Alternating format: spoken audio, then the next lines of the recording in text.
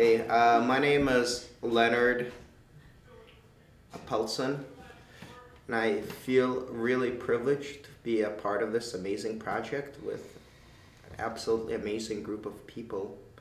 And again, when I went into this, I told these guys, like, look, I think it's a really interesting project that you have going. I think it's a really interesting acting exercise. And I said, you know, I'm not here to heal. Yeah, we could all use some healing, but that's not my end goal. I want to create art. And I want to figure out how to use the darker aspects of myself to give the audience something beautiful. I was an outsider in this world. I did not belong in this world. And it became physical. My isolation became physical. I was short, ugly, fat, awkward, stuttered, could not let a word out. And I had to get away. I had to escape. So I did. The world of books, the world of literature, stories, romances, where knights rode steeds and rescued the princesses, and there was chivalry, and there was nobility. Make them understand themselves better. That was my end point. And as this project continued, something happened inside me. But in the process of this show, I felt it, really become integrated into myself. And I think for the first time in my life, I was actually able to take the shadow by the hand and, say, I love you. You are a part of me. And this is a part of me that deserves to be loved. And if I don't learn to love it, then who will? And I've had a very transformative experience, and I realized that I've always known I wear the mask, and I try to compartmentalize what I do on the stage or what I do in my writing with my everyday life. But after one of our more recent rehearsals, I said to myself, you know what, I can no longer go back to my personal relationships and put up the mask, because that's what the other person wants to see and wants to hear. And now that the mask has come off, I don't want it to be glued back on. And I feel I'm a more complete person. Hi, I'm Tuma.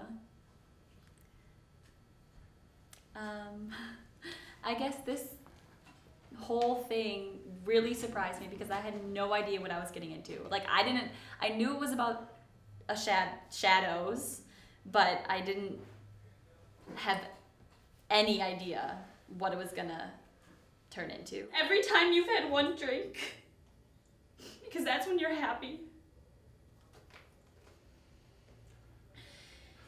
Do you remember the conversation that we had when I was in Toronto, you were in Minnesota, and Mom called me in a desperate panic to tell me to try and talk to you because you wanted to drive your 10-year-old son home from soccer practice.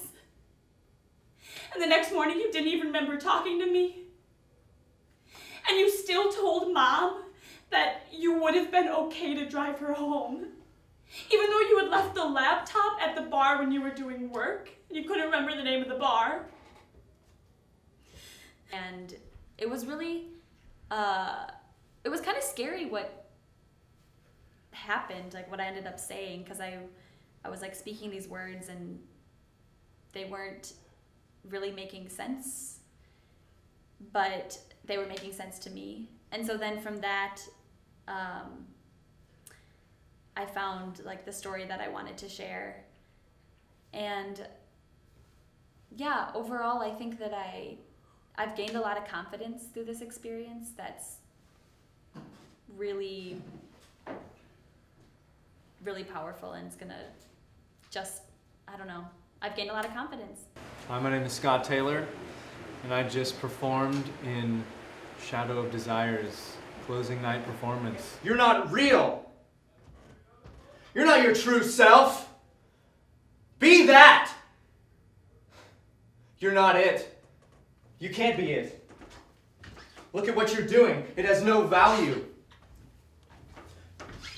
You're just staring at this wall. What does the wall mean to you? You should feel something. It's solid.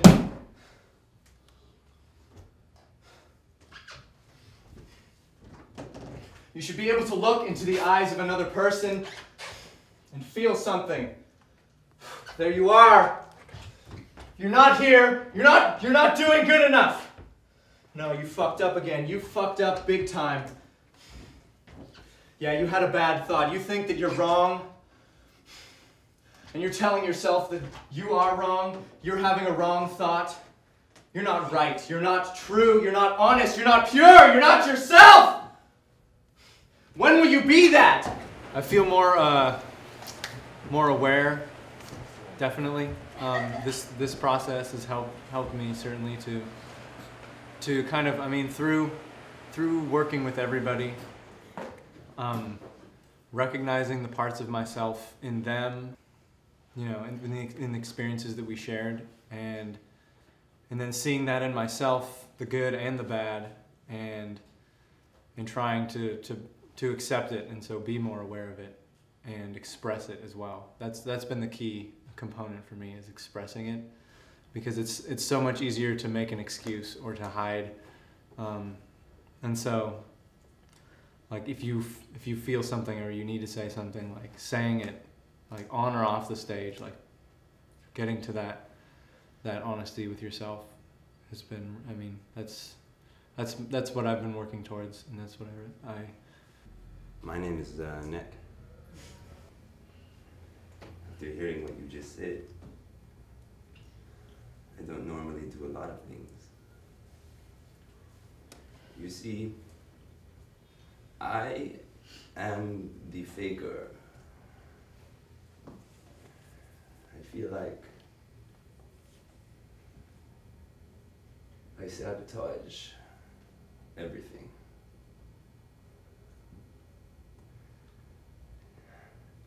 I see my true self, and I really want to know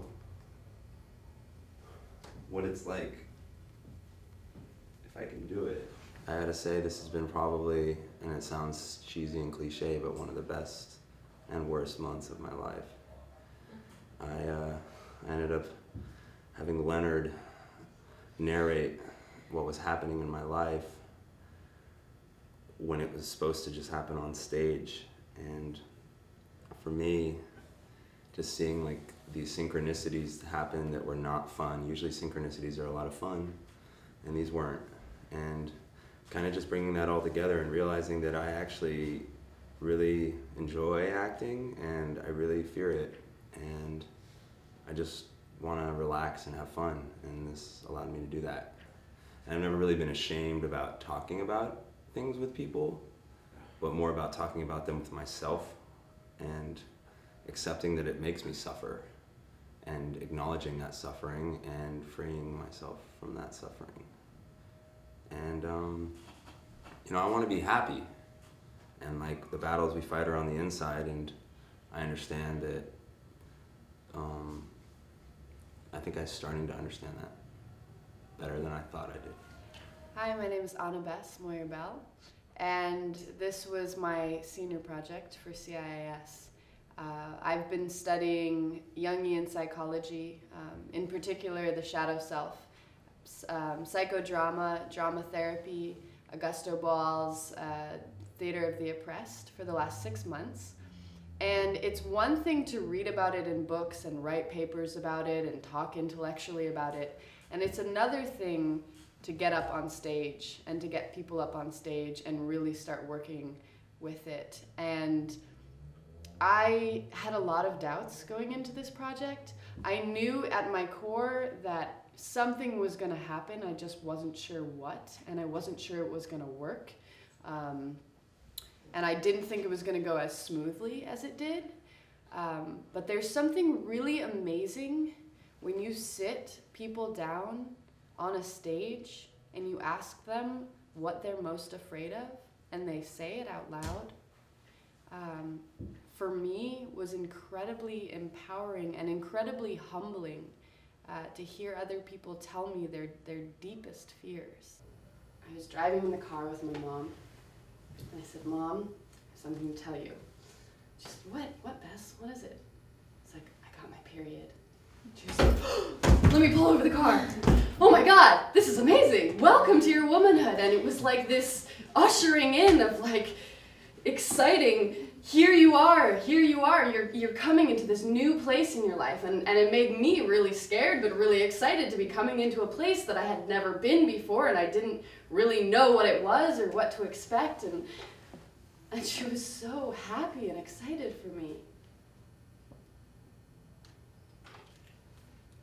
But right around that time, she got really, really sick. And my mother was somebody who when she walked into the room, people stopped and they looked. So I had this powerful woman to call my mother, who was beginning the stages of ushering me into my womanhood, and I had to watch her drift away.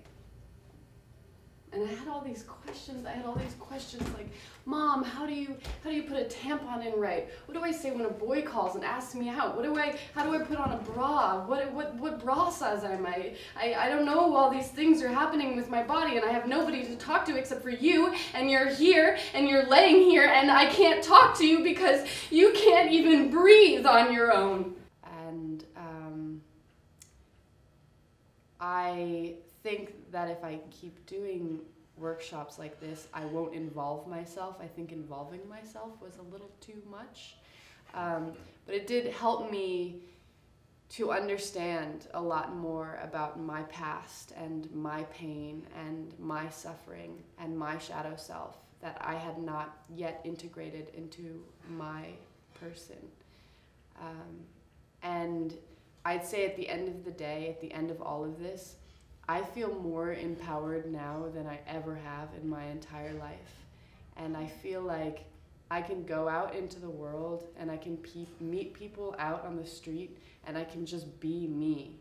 And it's like I have this shield around my vulnerability.